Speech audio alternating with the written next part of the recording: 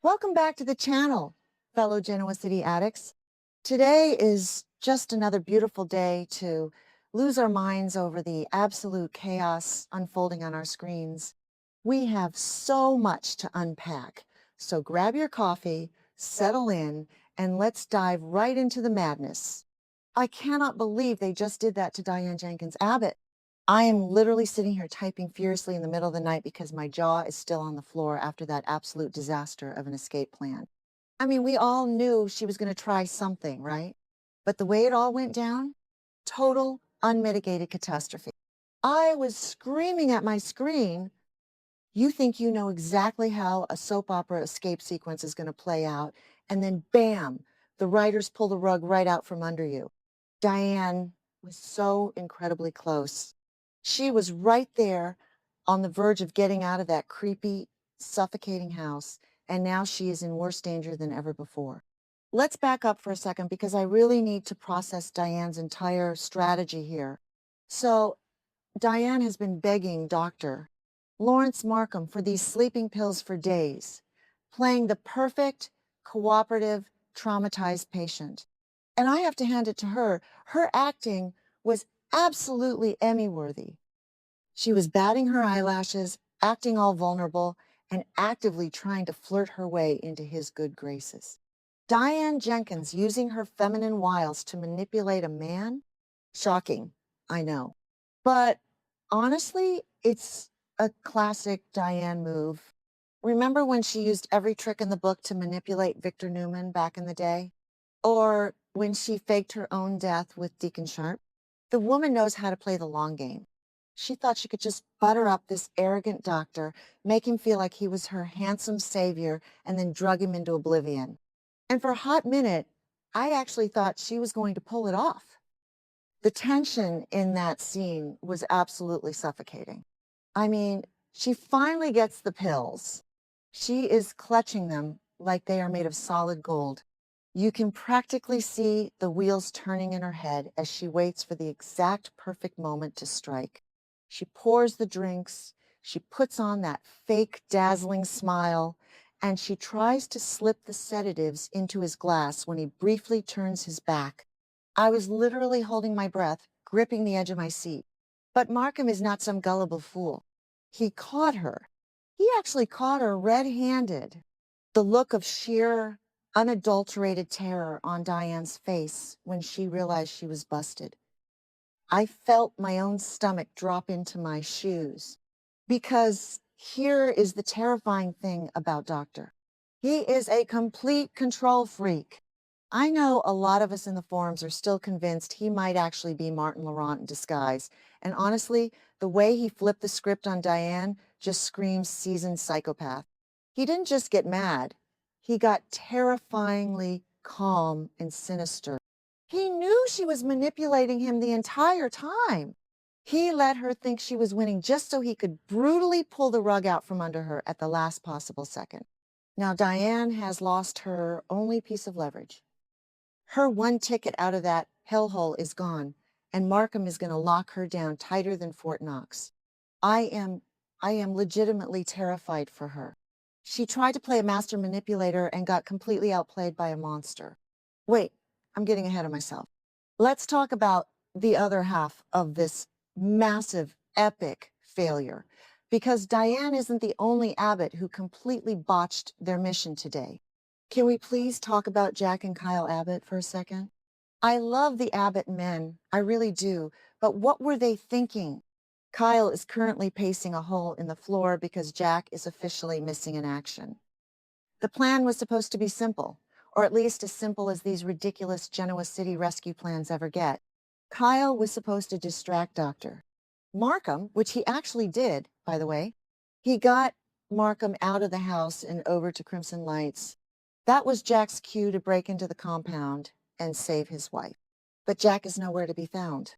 Kyle is calling, and it's just going straight to voicemail.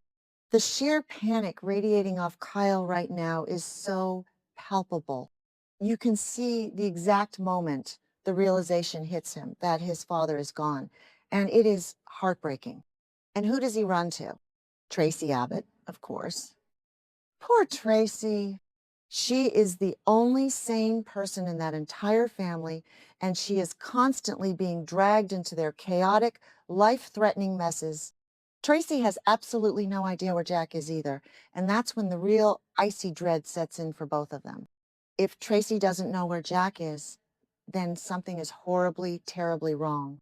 Because, let's be real, Kyle knows exactly who is behind this disappearance. Patty Williams. Just hearing her name makes my blood pressure spike. Kyle immediately jumps to the conclusion that Patty intercepted Jack. And spoiler alert for anyone paying attention to the timeline, he is 100% right. I am sorry, but Jack Abbott is a grown man who has dealt with Patty's specific brand of crazy for decades. Why on earth did he insist on going to that house alone? He flat out refused to let Kyle help him break in because of his overwhelming guilt over the whole yacht situation. Jack's stubborn, foolish need to play the lone hero has completely backfired, and now he is paying the ultimate price. I mean, remember what happened the last time Patty got her hands on Jack? The woman is completely unhinged. She has been eavesdropping on Jack and Kyle's super secret rescue plan from a street corner like some kind of cartoon villain. She knew every single move they were going to make before they even made it. So when Jack heroically marched into Markham's supposedly empty house, Patty was waiting in the shadows with a syringe full of heavy sedatives. Bam! Down goes Jack. It is infuriating. How many times is Jack gonna let this woman get the drop on him? It is like he forgets all his survival instincts the second Patty enters the city limits. And the worst part is the psychological torture of it all. Patty didn't just knock him out. She dragged him onto a luxury yacht. She is literally recreating the exact same trauma that Victor Newman orchestrated months ago.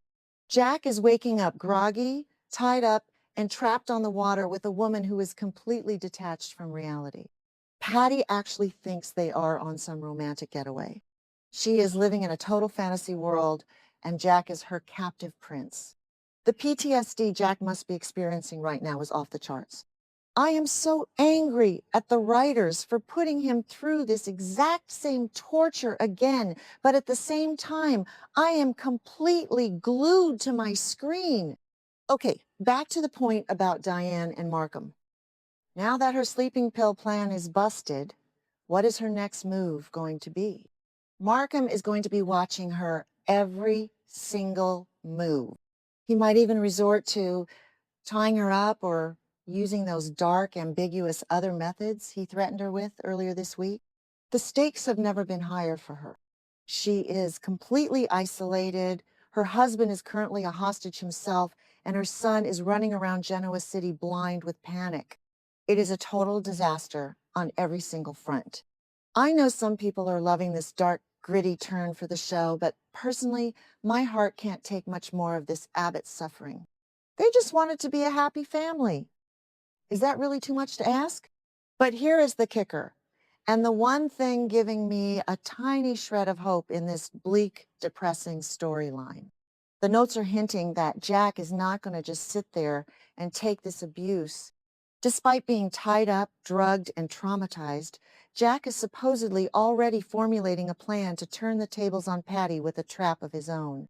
How? The man is literally bound on a boat. But you know what? Never underestimate Jack Abbott when his back is against the wall and the love of his life is in danger. He knows Patty's weaknesses better than anyone else alive. He knows she is absolutely desperate for his love, his validation, and his attention. If Jack can fake playing along, if he can manipulate Patty's delusions and make her think she has actually won his heart, he might be able to trick her into making a fatal mistake.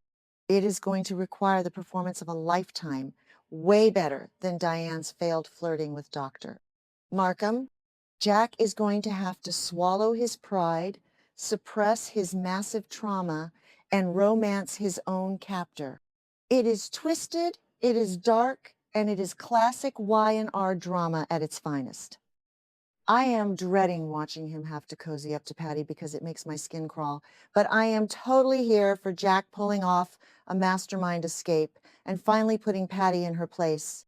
I just keep thinking about the parallels between Diane and Jack right now. Diane tried to use romance and flirting to lower Markham's defenses so she could drug him, and it failed spectacularly because Markham is too cold and calculating. But Jack is dealing with a woman who is driven entirely by chaotic emotion and obsessive love. Jack using romance to lower Patty's defenses might actually work because Patty wants to believe it so badly. She wants the fairy tale. If Jack can give her the illusion of that fairy tale, he can spring his trap. It is brilliant writing if they actually pull it off, and I am praying the writers don't mess this up. So what is Kyle going to do in the meantime? He and Tracy are freaking out, and Kyle is not the type to just sit around and wait for the police to handle things. Will Kyle take matters into his own hands and storm Dr. Markham's compound anyway, even without Jack?